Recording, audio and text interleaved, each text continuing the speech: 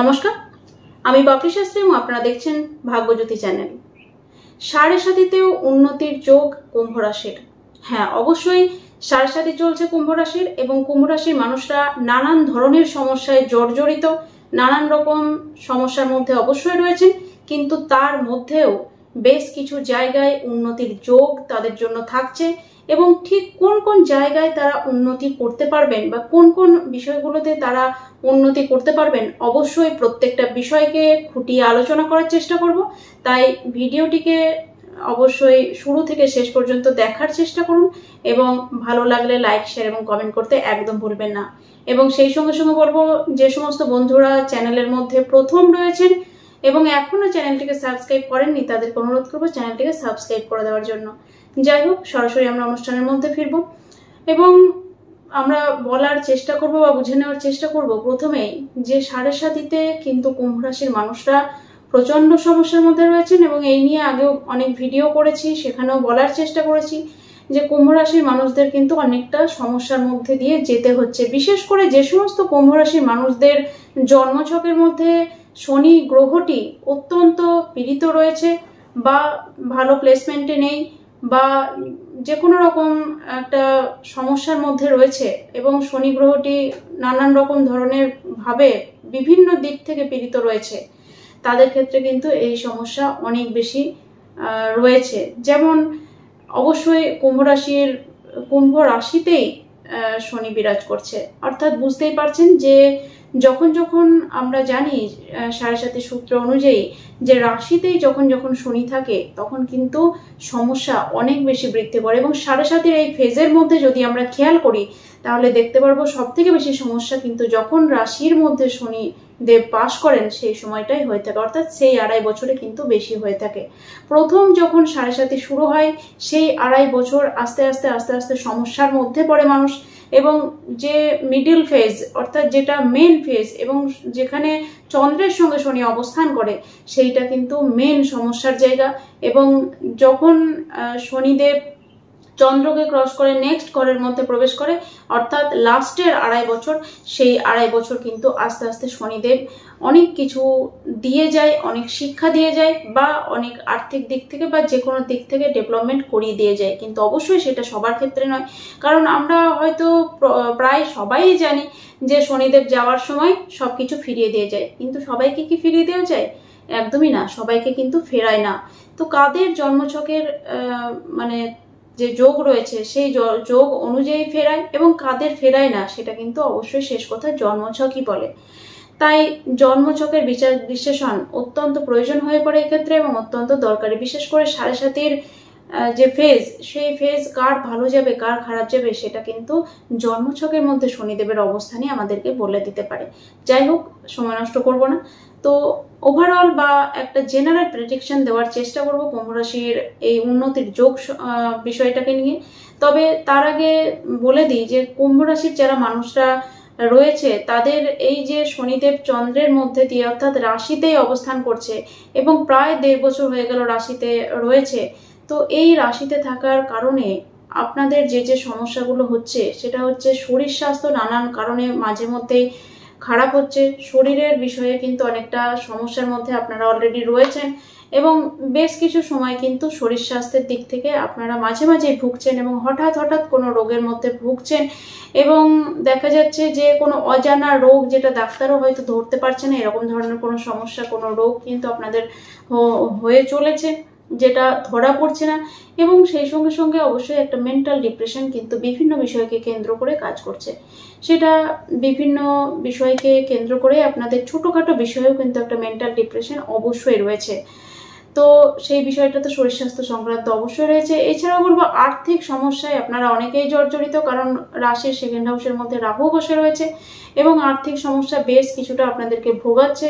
এমনিতেও সাড়ে সাতিতে কিন্তু খুব একটা আর্থিক দিকটা ভালো যায় না, তবে অবশ্যই একটা কথা মাথায় রাখতে হবে, যাদের জন্মছকের মধ্যে শনি ভালো তাদের কিন্তু সাড়ে সাতিতে উন্নতিও হয়ে থাকে এবং সেটা উন্নতির চরম শিখরে পর্যন্ত পৌঁছে যেতে পারে মানুষ, এরকমও কিন্তু দেখা যায়।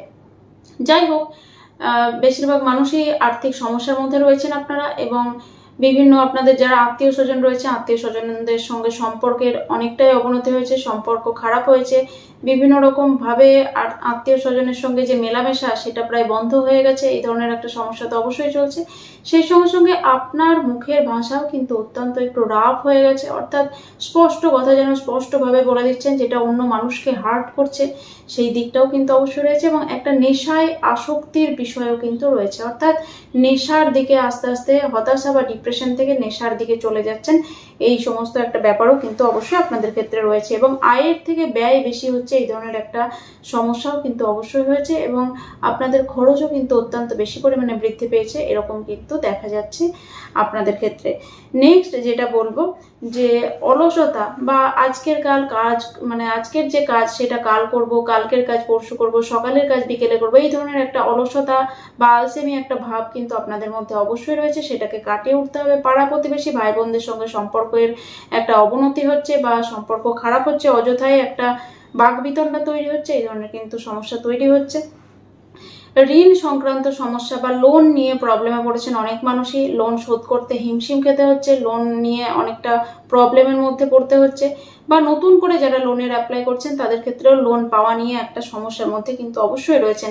সেই সঙ্গে রয়েছে গুপ্ত শত্রুর সমস্যা, অনেক শত্রু কিন্তু আপনার নানান রকমভাবে ক্ষতি করার চেষ্টা করছে, আপনাকে দমানোর চেষ্টা করছে, বা আপনার যাতে ডিমোশন হয় সেই চেষ্টা কিন্তু আপনার শত্রুরা করে যাচ্ছে।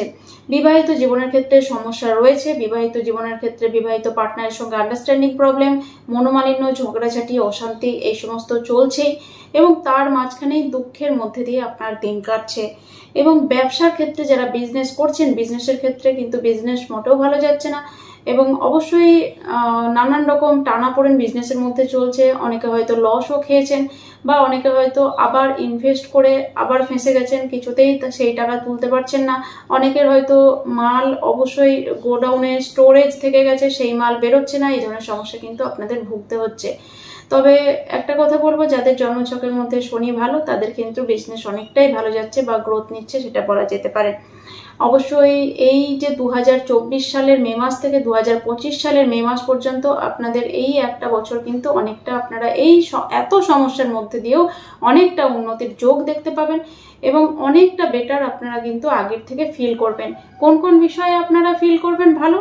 অবশ্যই আপনাদের মানসিক স্বাস্থ্য বা মেন্টাল ডিপ্রেশন যেটা, সেটা বেশ কিছুটা কম হবে, কারণ রাশির চতুর্থ ভাবের মধ্যে দেবগুরু বৃহস্পতির অবস্থান থাকছে, এবং সেই সঙ্গে সঙ্গে অবশ্যই আপনার মায়ের স্বাস্থ্যের উন্নতি হবে। আপনার যে বাড়ি বা গৃহ, সেই গৃহে আগের থেকে অনেকটা সুখ শান্তি বিরাজ করবে, সুখ শান্তি আসবে। বাড়ির কোনো রেনোভেশন হতে পারে, বাড়িতে কোনো নতুন কনস্ট্রাকশনের কাজ হতে পারে, বা হয়তো নতুন করে বেশ কিছুটা বাড়ি আপনি আবার তৈরি করতে পারেন, এই ধরনের বিষয় কিন্তু অবশ্যই থাকছে। যারা বাড়ি কিনবো বলে এতদিন ধরে মনে করছিলেন তারা অবশ্যই নতুন বাড়ি কিনতে পারেন, ফ্ল্যাট কেনারও যোগ থাকছে আপনাদের। তাই এই জায়গাগুলোতে কিন্তু অবশ্যই আপনাদের প্রচন্ড রকম উন্নতির যোগ থাকছে, এবং আগের থেকে আপনারা অনেকটা মেন্টালি হালকা ফিল করবেন, অনেকটা আপনাদের বেটার যাবে, সেটা বলা যেতে পারে।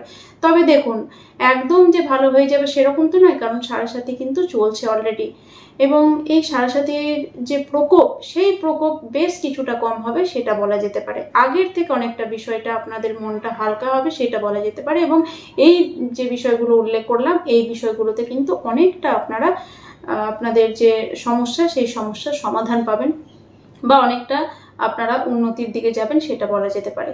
নেক্সট যেটা বলবো, এবছর এই একটা বছরের মধ্যে আপনাদের আধ্যাত্মিকতা অনেকটা বাড়বে, ভগবানের প্রতি ভক্তি, শ্রদ্ধা, পুজো পাঠ এগুলো অনেকটা বাড়বে, কারণ অষ্টম ভাবের মধ্যে কেতু বিরাজ করছেন, সেখানে দেবগুরু বৃহস্পতির দৃষ্টি থাকছে। এবং অবশ্যই আপনারা খেয়াল করবেন যে একটা গুপ্ত বিদ্যা বা গুহ্য বিদ্যার প্রতি আপনাদের ঝোঁক বা ন্যাক, জ্যোতিষ বা তন্ত্রের প্রতি ঝোঁক বা ন্যাক আপনাদের থাকতে চলেছে, বা থাকবে, বা রয়েছে অলরেডি, এবং সেই দিকে যেন আপনার মন টানবে, এরকম কিন্তু অবশ্যই রয়েছে। এবং গুপ্ত বিদ্যার মধ্যে যারা রয়েছেন তাদের ক্ষেত্রে কিন্তু বেশ সফলতা আপনারা এই বছরটাই পাবেন, সেটা বলা যেতে পারে, এবং সেই জায়গায় কিন্তু যথেষ্ট উন্নতির একটা জায়গা থাকছে। নেক্সট যেটা বলবো, অবশ্যই এটা কিন্তু আপনাদের জন্য একটা ভীষণ উন্নতির জায়গা, সেটা হচ্ছে আর কিছুই নয়, কর্ম। অবশ্যই আমাদের দৈনন্দিন জীবনে বেঁচে থাকতে গেলে আমরা কিন্তু সকলেই চাই আমাদের কর্মের জায়গাটা ঠিক থাকুক, আমাদের কর্মের জায়গাটা ভালো হোক। যেটা বিগত দিনে আপনারা কর্মের জায়গায় নানান রকম সমস্যা ফেস করছিলেন, অনেকের হয়তো চাকরিই চলে গেছে, অনেকের হয়তো কর্মে সেরকম ডেভেলপমেন্ট হচ্ছে না, সেই জায়গা কিন্তু অনেকটা বেটার হবে। এবং আপনারা যারা চাকরি বাকরির মধ্যে রয়েছেন তারা অবশ্যই, যারা প্রমোশনের জন্য চেষ্টা করছিলেন তারা প্রমোশন পেতে চলেছেন, যারা বিদেশে কর্মের জন্য চেষ্টা করছিলেন তারা এবছর কর্মের জন্য বিদেশে যেতে পারবেন, বা যারা অলরেডি বিদেশের মধ্যে রয়েছে তাদের কর্মেরও কিন্তু অনেক বেশি ডেভেলপমেন্ট হবে। যারা নতুন করে চাকরির চেষ্টা করছেন অবশ্যই আপনারা কিন্তু নতুন চাকরি পেয়ে যাবেন, তবে একটু আপনাদের খাটনি বা পরিশ্রমটা বাড়াতে হবে। বুঝতেই পারছেন যেহেতু 7.5 চলছে তাই বাধার পরিমাণ অনেকটা বেশি, এবং এই বাধাকে অতিক্রম করতে হবে। বাধার পরিমাণ বেশি হলেও বাধা আপনাকে কিন্তু এবছর আটকাতে পারবেন, এবং এই যে বিষয়গুলোতে বললাম এগুলোতে আপনার উন্নতির যোগ রয়েছে এবছর, এবং তাই আপনাকে সামনের দিকে বাধাকে অতিক্রম করে এগিয়ে যেতে হবে। 1-2 বার বাধা পেলে আপনি কিন্তু কখনোই থামবেন না, কারণ সামনে আপনার জন্য কিন্তু সোনার খনি অপেক্ষা করছে। তাই অবশ্যই কর্মের জায়গাটায় আপনাদের বিশেষ সফলতা বা বিশেষ উন্নতির যোগ থাকছে, এবং এবছরটা কর্মের ক্ষেত্রে কিন্তু যথেষ্ট ডেভেলপমেন্ট আপনাদের ক্ষেত্রে আসতে চলেছে। এবং সমাজসেবামূলক কাজে যারা জড়িত রয়েছেন তাদের ক্ষেত্রেও কিন্তু বেশ কিছু উন্নতির যোগ এবছর থাকছে। তাই অবশ্যই আপনাদের ক্ষেত্রে কিন্তু যে যে বিষয়গুলোতে বললাম সেই বিষয়গুলোতে উন্নতির যোগ থাকছে, এবং আপনারা চেষ্টা করুন এই বিষয়গুলোতে সফলতাকে নিয়ে আসার। কোনো বাধাই যেন আপনাকে হার মানাতে না পারে, সেই ধরনের একটা মেন্টালিটি নিয়ে সামনের দিকে এগিয়ে যান, অবশ্যই আপনারা কিন্তু সফলতা পাবেন। আর কথা বাড়ালাম না, নতুন কোনো ভিডিওতে আবারও আপনাদের সঙ্গে দেখা হবে। ততক্ষণের জন্য সকলে খুব ভালো থাকুন, সুস্থ থাকুন, নমস্কার।